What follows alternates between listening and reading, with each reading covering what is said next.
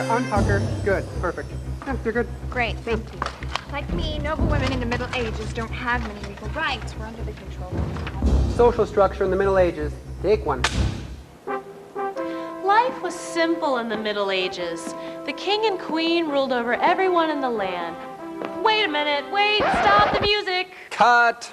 What are we stopping for? It's time to change the script, boss. Things just weren't that simple. Don't start getting fancy with this thing. We've got less than 30 minutes here, not to mention a tight budget. Well, I tell you what, let's tell a story about a guy named William. And by the end of the story, you should have a handle on the key players in this social structure: lords, vassals, and serfs. Our story begins in 1066 when William conquers a kingdom. He brought an army across the English Channel from Normandy to England and defeated the local favorite for the throne at a battle known as the Battle of Hastings.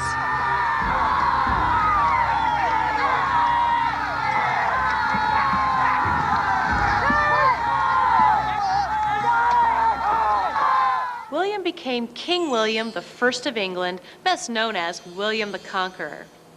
So now what? He's won the battle, he's sitting on the throne, but how does one guy stay in control of a kingdom where most people don't want him or his friends around? Let's get straight to the point and ask him.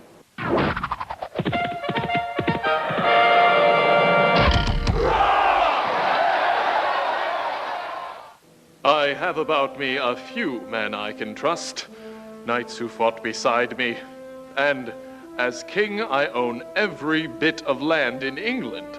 So, it is simple.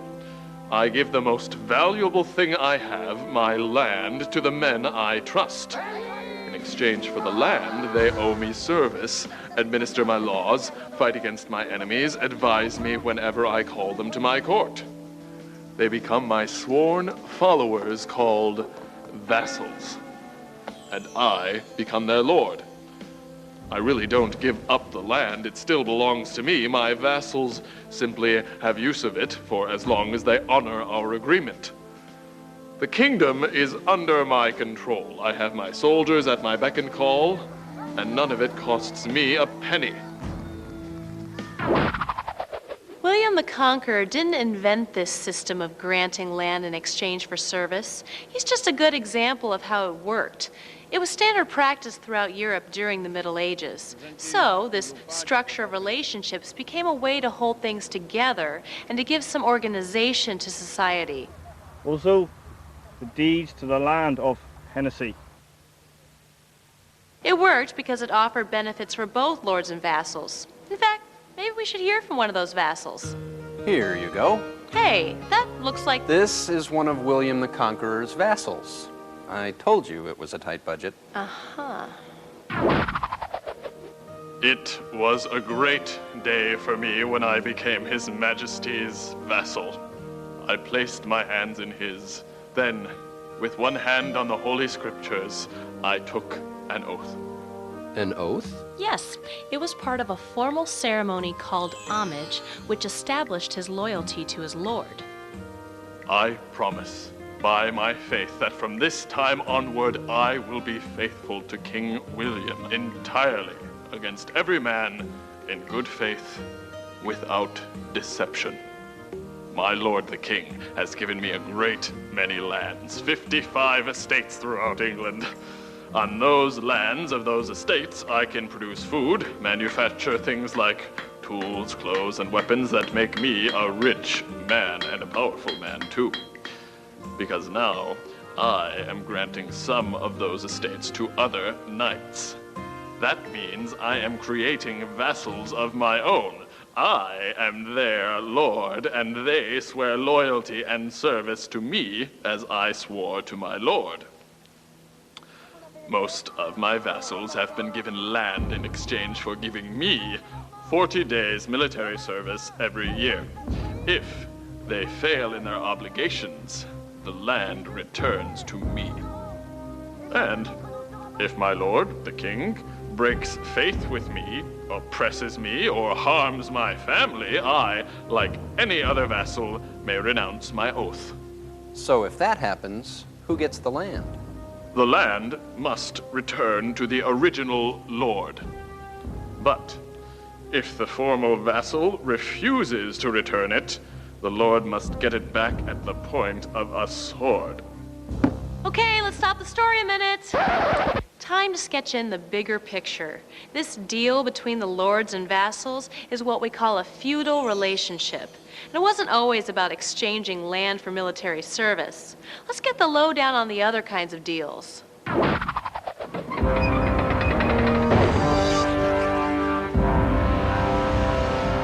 The feudal relationship works like this. First, you've got a lord. Then you've got the lord's lands. Then you've got a vassal. The lord gives the land to the vassal. The vassal promises to serve the lord. Important point. The land still belongs to the lord. The vassal only gets to keep it as long as he serves the lord like he promised he would. If the vassal gets a lot of land, he can give some of it to a vassal of his own. So vassal A becomes the lord for vassal B, but the land still really belongs to the first lord. And now, if vassal B gives a piece of this same land to someone else, you can see how it starts getting complicated. But it all paid off when the lord called his vassals to fight for him at war, because all the lord's vassals, including the vassals of A and B and so on, would assemble as a sizable army. Besides, the land still belonged to the lord. Smart kid. But there is one thing to add. Land wasn't the only thing a lord could swap for service. It could be anything of value. That something of value was called a fief. True, it was usually land, but a fief might also be a public office, or a high position in the church, or the right to collect certain fees or taxes. And in exchange for the fief, the vassal usually agreed to fight for the lord. But sometimes he agreed to give money so the lord could hire his own soldiers. And he might agree to other things, like chipping in to help pay wedding expenses for the lord's daughter, or giving the lord free hospitality when he visited the vassal's lands. So anyone with something of value could become a lord, and anyone willing to accept it could become his vassal. Now, wait a minute. Yes, a question from the production crew? Well, yeah, I mean, you keep talking about lords. We hear you calling the vassal a him. Where are all the women? Good question. You have to realize that women didn't go to war, and they weren't allowed to do any of the other services that were given in exchange for a fief. So, a lord had no reason to offer a fief to a woman. Okay, so women couldn't even get land? No, she could. A wife whose husband died, or a daughter with no brothers could inherit land, but then her family would often marry her off to someone, and the husband would have control of whatever she owned. Terrific. Okay, so if she didn't have a family, couldn't she just stay single and run the land herself? Not usually. In cases like that, the lord who originally granted the land usually had the right to become the woman's guardian. Then he'd marry her off to someone, and usually collect a nice chunk of money from the husband for doing it. In those days, noble men and women almost never married for love. They married for land. So about the only option for a noble woman was to get married? Yes, either get married or become a nun. Most nuns were unmarried daughters from rich families. In a nunnery, women might spend days educating young girls, tending the sick, or doing needlework and embroidery. Their rules were relatively simple, and in many ways, they had more freedom and fewer hardships than wives and mothers, even in the richest households. What was so tough about being married to a rich lord? Well, you married a guy you probably never met before the engagement. And, like all married women of the time, your main job was to bear children. You ran a big risk of dying in childbirth, but your children ran an even bigger risk of dying within their first few years. No real protection against common diseases in those days. So your job was to bear a lot of children and to try to make sure some of them made it to adulthood. Wow, sounds like they had their hands full. And that's not all. Many noble women played an important role looking after their family's interests. You know, like the land and the servants, particularly when their husbands were away for political or military reasons. So what's the deal with women who weren't in a noble family? For peasants and serfs, the women had almost complete equality, at least when it came to hard work. Husbands and wives worked equally hard, equally long, for equally small rewards. Later in the Middle Ages, the cities grew richer and more powerful because of skilled craftsmen and the merchants who bought and sold their goods. Their wives got about the best deal of any medieval women. Many of them worked as genuine partners in their husband's business, and they usually had full control over the running of the household. And as a matter of fact, some wives of rich merchants or the tradesmen in the later Middle Ages had better clothes, better food, and a more comfortable home than a noble lady or even a queen who lived in those drafty castles of the early Middle Ages. Weird. Well, it's only weird if you compare it to how we think about things nowadays. And marriage wasn't the only thing that was very different in those days. Feudal relationships, like we're talking about, take shape as far back as the 700s. They're in full force from around 900 to about 1300. Our friend, William the Conqueror, comes right in the middle of that time. Get the picture here?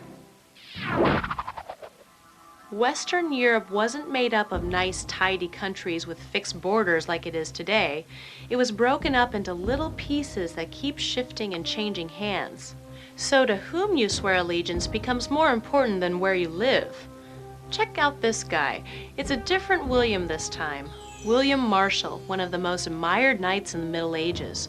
Born and raised in England, he was a sworn vassal of the English king. But he also held lands in France, where his lord was the French king. So what happens when England and France go to war? In front of the whole English army, William Marshal told the King of England he could not fight against his lord in France. The king threw a fit, demanded that the other nobles judge William a traitor. Here's what William said to them. Lords, behold me, for by the faith I owe you, I shall today be an example and mirror. Listen well to the king. What he seeks to do to me, he will do to each of you, and worse still if he can. Yeah? Then what happened? Well, the other nobles refused to judge William. Most of them knew they could easily end up in the same boat someday. Nobody thought twice about accepting fiefs from different lords in different countries, so nobody wanted that to become the mark of a traitor. So William Marshal didn't have to go fight in France. The English king never forgave him, but when the king was dying, he chose William Marshal as the protector for the young prince because the king knew he would be faithful to any lord he served. Wow, that oath between the lord and vassal really carried a lot of weight. Yep, and there's something else about lords and vassals. Wait, I've got a question. We keep showing this statue when we talk about William Marshal. Did the guy really look like this? It's not exactly a statue. It's called an effigy, and it was carved on William Marshall's tomb. Powerful people in the Middle Ages would have effigies like this carved as a monument to themselves and their achievements. Here's another one, for a famous English ruler named Edward, who was known as the Black Prince. Instead of a tombstone with a list of your accomplishments, you got a figure that showed what kind of person you were. Edward had his hands folded in prayer to show he was a good Christian, but he's also in full battle dress, showing he was, first and foremost, a soldier. These effigies give us some of our best clues as to how people dressed in the Middle Ages. Okay, but is this what William Marshal really looked like? Well, no. The idea was to make the face look impressive, but no one really paid attention to whether it looked like the actual person. Okay. What were you saying about lords and vassals? Remember this guy? He's a vassal because he's accepted land from the king in exchange for service. He's also a lord because he used some of that land to create vassals of his own. And if his land includes a working estate, he gets one more title, Lord of the Manor. Not every vassal is lord of a manor because not every piece of land used as a fief would qualify as a manor. The manor is a whole package, the land itself, the buildings, and the serfs. Serfs are part of a package? Well, the land wasn't worth much unless it came with someone who could grow things on it. The serf had a right to use some of the land to grow food to feed himself, but in exchange, he had to tend the lord's crops and do other work around the estate. I get it. These serfs were slaves. No, they weren't really slaves. The relationship was more complicated than that. Let's call in a serf and ask him. How would you like it? You know, I had a feeling you were going to look like that. But fine, you're a serf. Tell us, you don't belong to the lord of the manor, do you? No. I belong to the manor itself. So does my family. I am bound to live here all my life, as are my children, as their children will be. But you do have some rights. I own the food I can grow on the manor lands given me to use. I own what little is inside my own hut. The lord of the manor cannot sell me to another manor, and if the manor itself changes hands, I stay with the land. It's hard life, living as a serf. But even harder to be free and poor. The lord of the manor gives us protection in time of war. When food is scarce, he may be able to bring food to us from his distant lands. In hard times, many a poor free man has willingly surrendered himself to become a serf on a lord's manor. Did you catch that last part? Bad as things could be for the serf on the manor, he and his family did get something out of the relationship with the lord of the manor. Just like the lord and the vassal each get benefits from the feudal relationship. It's not a system forced on people. It's a series of relationships holding different groups of people together. And there's one more relationship that's key to all the others. For many people, the Christian church dominated life in the Middle Ages in ways most people today can hardly imagine. Some people didn't make a business deal, didn't get up in the morning or lie down at night, didn't so much as cut a finger or bump their heads without connecting it to the will of God. The church and its teachings led nobles to give money and gifts to help the poor. It reassured the poor that they were serving God when they tilled the fields and did as the nobles told them to do. Monks in their monasteries did the work of constant praying for the souls of all the sinful men and women out in the world, and those men and women donated money and labor to help support the monasteries. Social structure in the Middle Ages. Take 2. Okay, I think we've got it. In a feudal relationship, the lord grants a fief to his vassal in exchange for some kind of service. The fief was usually a landed estate called a manor. The service was usually military. Got it. If the vassal failed to meet his obligations, or if the lord severely mistreated the vassal, the relationship could be broken. Got it. The vassal who held it was the lord of the manor, and might grant it as a fief to someone else. So a person could be a vassal and a lord at the same time. Okay. The lord of the manor controlled the work of the manor serfs. Serfs were bound to the land. They were not free to live where they pleased, and they spent much of their time working to raise crops and do other jobs for the lord of the manor. But they did grow crops of their own.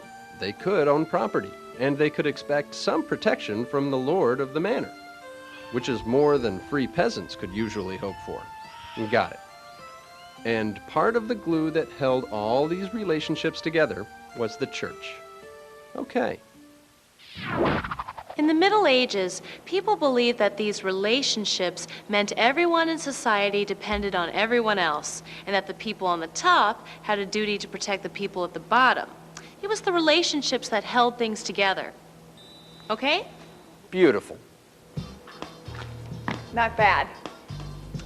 Okay, that's a wrap.